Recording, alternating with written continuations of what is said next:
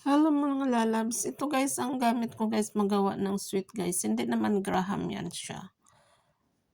Ito guys natutunan ko sa amo ko guys, ayan ang gamit ko, Dreamwave, caramel, Gemar, tapos cream, tapos nilagyan ko lang ng pineapple sa taas guys.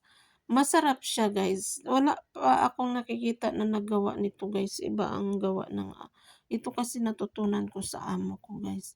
Yun lang ang ginamit niya guys, walang condense, walang yun lang caramel at saka Dreamwave, cream, tapos ayan biscuit guys. Alam niyo ba ang sarap guys, gusto-gusto talaga ng mga alaga ko yan. Hindi naman siya graham, hindi graham ang ginagamit ko guys. Basta yan natutulan ko lang sa amo ko, ewan ko kung anong pangalan niyang sweet na yan, basta masarap. Basta masarap siya guys, ayan guys. Tapos pagkatapos maglagay ng biscuit, nilagay ko yung,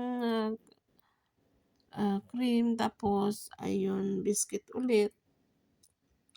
Pero masarap, ayaw kasi nila guys yung amo ko, ayaw niya yung may mga ilagay na mango or anong ilagay sa ilalim, ayaw niya guys. So yan lang talaga ang gusto niya, biscuit with the cream at yan pineapple sa taas. Ayaw niya din ng mango, ilagay sa taas, tanggalin nila. So yan pineapple kinakain nila yan. So thanks for watching, masarap siya guys.